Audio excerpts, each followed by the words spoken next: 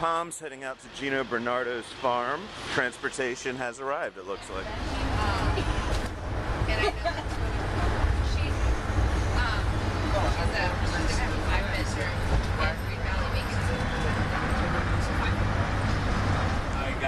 The tile games, the casinos, and they were cheap. So we had like 300,000 or 400,000 in the suitcase.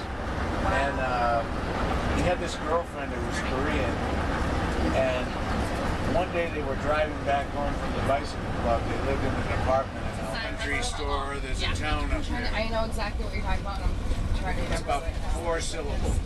It's a great town. I love it. Emily's and Nancy's and Nikki's. Hi, Al. Hi, Al. Good to see you. Nice to meet you. Nice to meet you. Welcome, Mrs. Patrick. My grower.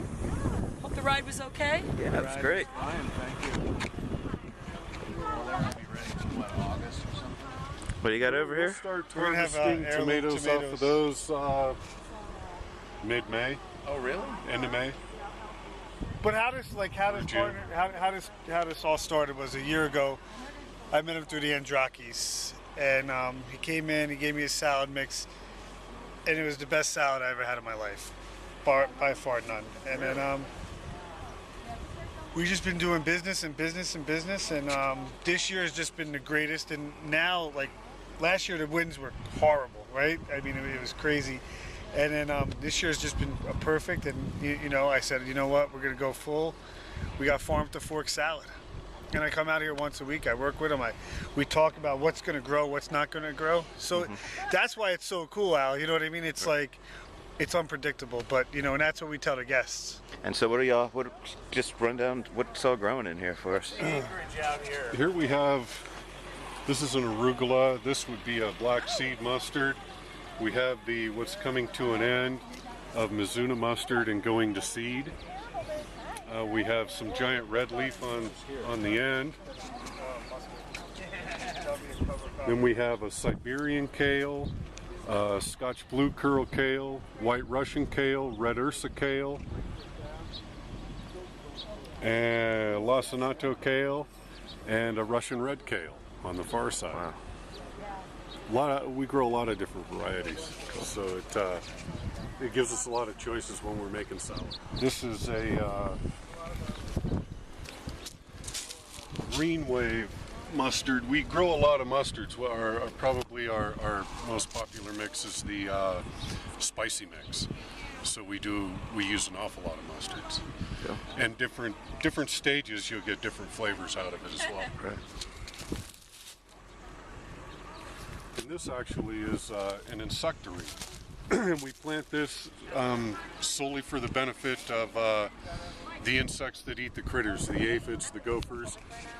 This is a secondary food source and a nesting source for praying mantises, lacewings, and ladybugs. So this is you trying to attract the insects, not get rid of them. Well, we're trying to attract the good ones insects, to get the yeah, bad ones out. To get the bad ones out, exactly.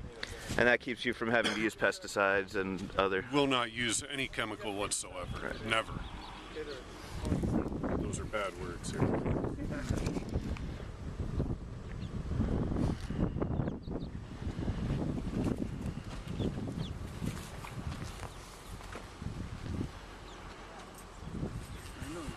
Some of our garlics up here. These are new plantings of arugula coming in.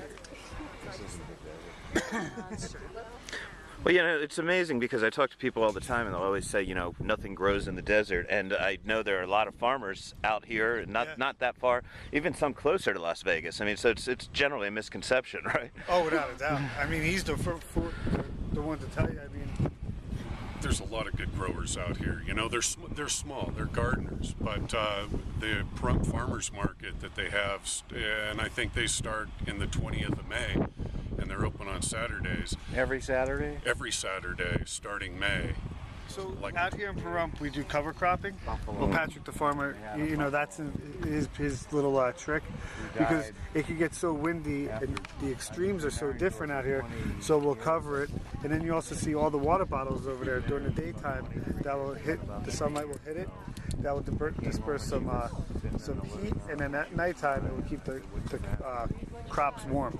So your natural method of heating it Yes, natural method of heating. Yeah, the covering of the crops. So the wind. So what we're trying to do is protect the crop from the wind, and then also the heat itself. And then at nighttime it will reverse in the effect. All the water bottles will release the heat, and the cover will keep all the heat in.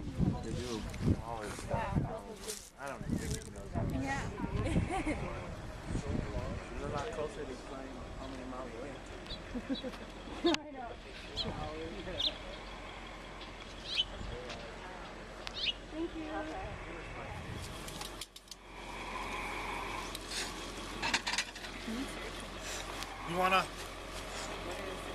What do we got in there? We have Rogue de Hiver, Petite Rogue, red kale, white kale. I don't think the Scotch Blue is in there. We have a green wave mustard. We have a giant red leaf mustard, and arugula. Well, as well, there's some Fort Lynchers oak leaf in there also. So this is how it comes to the restaurant, packaged beautifully.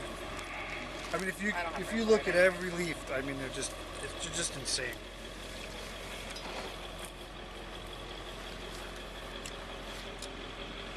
And at the restaurant, we just put a little balsamic dressing on it.